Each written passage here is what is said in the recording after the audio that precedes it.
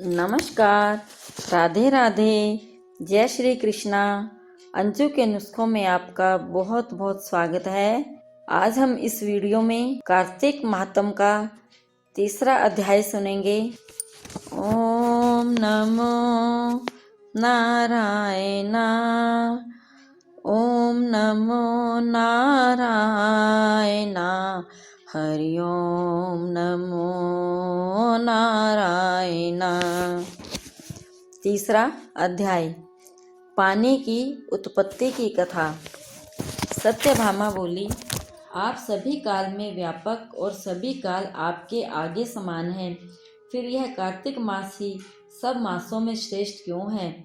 सब तिथियों में एकादशी और सब मासों में कार्तिक मास को ही आप अपना प्रिय क्यों बतलाते हैं? इसका कारण कहिए। भगवान कृष्ण बोले, हे प्रिय, तुमने मुझसे बहुत अच्छी बात पूछी है।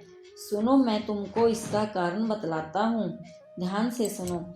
इसी प्रकार एक बार महाराज बेन के पुत्र राजा पृथु ने प्रश्न के उत्तर में देवऋषि नारद से प्रश्न किया था और श्री नारद जी ने उसे कार्तिक मास की महिमा बतलाई थी। राजा पृथु के प्रश्न के उत्तर में देवऋषि नारद ने कहा था, हे राजन, एक समय शंख नामक एक राक्षस बड़ा बलवान और अत्याचारी हो चुका था।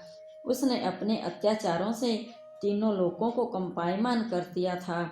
उस शंखासुर ने स्वर्ग में रहने वाले देवताओं को जीतकर इंद्र आदि 10 लोकपालों के अधिकारों को छीन लिया।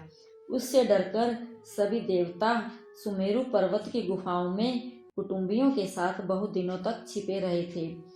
वे सुमेरु पर्वत की गुफाओं में निश्चित होकर रहने लगा। उधर जब शंख को पता चला कि देवता आनंद से सुमेरु पर्वत पर रहने लगे हैं, तो उसने सोचा कि ऐसी कोई दिव्य शक्ति जरूर है जिसके कारण अपना अधिकार जाने पर भी देवता बलवान होते हैं। यह सोचते सोचते वह इस परिणाम पर पहुंचा कि वह सब वेद मंत्रों के बल से ही बलवान हो रहे हैं। अगर इनसे वेद छीन लिए जाएं तो वह अपने आप निर्बल हो जाएंगे। देवऋषि नारद बोले, ऐसा सोचकर असुर शंख ने भगवान विष्णु को सोते हुए देखकर सत्यलोक में वेद चुराने के लिए पहुंचा। उसको आता हुआ देखकर भगवान विष्णु ने उसकी नीयत जानकर उसके डर के मारे 20 मंत्रों के साथ समुद्र के जल में छिप गए। शंख भी वेद मंत्रों तथा 20 मंत्रों को ढूंढता हुआ समुद्र में प्रविष्ट हो गया, लेकिन न तो उसको वेद मंत्र मिले और न 20 मंत्र ही। जब शंख समुद्र से निराश होकर वापस लौटा तो उस समय श्री ब्रह्मा जी पूजा की सामग्री लेकर सब देवताओं के साथ भगवान विष्णु की शरण में पहुँचे और भगवान की गहरी नींद में जगाने के लिए गाने बजाने लगे और धूप गंध आदि से बार बार उनका पूजन करने लगे। धूप दीप नैवेद्य आदि अर्पण कर भगवान की निद्रा भंग हुई और वह देवताओं सहित श्री ब्रह्मा जी को अपनी पूजा करते देखकर बहुत प्रसन्न हुए और उनसे कहने लगे, मैं आपको लोगों के इस कीर्तन और मंगलाचरण के अति प्रसन्न हूँ। आप अपना अभिष्ट वर मांगिए, मैं अवश्य प्रदान करूँगा। जो मनुष्य आशीवन शुक्ल की एकादशी से देवउठनी एकादशी तक ब्रह्म मुहूर्त में उठकर मेरी अर्चना करेंगे, वह तुम्हारे कर्म मेरे प्रसन्न होने के कारण सुख को प्राप्त होंगे। यह जो पाद्य अर्घ आचमन और जल आदि सामग्री आप लोग मेरे लिए आते हैं या लाए हैं, वह अनंत गुणों वाली होकर आपका कल्याण करेगी। शंख जो वेद चुरा कर ले गया है, सब के सब समुद्र में ही हैं। मैं उस शंखसुर को मार कर ले आता हूँ। आज से मंत्र, बीज और वेदों के साथ चारों वेद प्रतिवर्ष कार्तिक मास में जल में विश्राम किया करेंगे। अब मैं मत्स्य का रूप धारण कर समुद्र में जाता हूँ और आप लोग भी ऋषि महर्षियों को साथ लेकर मेरे साथ चलें। जो कार्तिक मास में पहर रात्रि पहले स्नान करते हैं, वे निश्चय ही अक्षय फल को प्राप्त होते हैं। वह अक्षत में अमृत स्नान का फल प्राप्त करते हैं। हे देवेंद्र, जो कार्तिक मास में व्रत करते हैं, उन्हें सब प्रकार से धन पुत्र पुत्री आदि देते रहना, उन्हें सब मेरी आपत्तियों से बचाते रहना।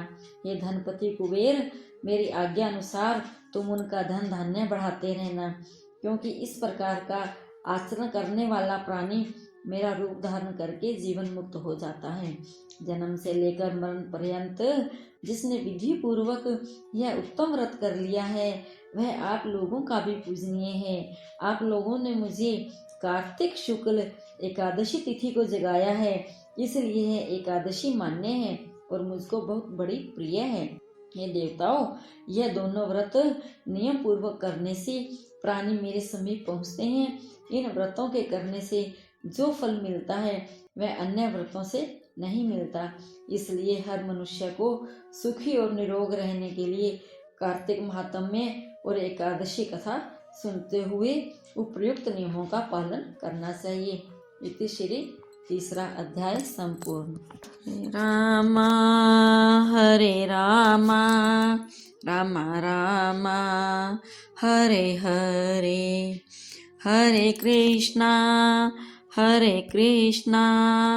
कृष्णा कृष्णा हरे हरे।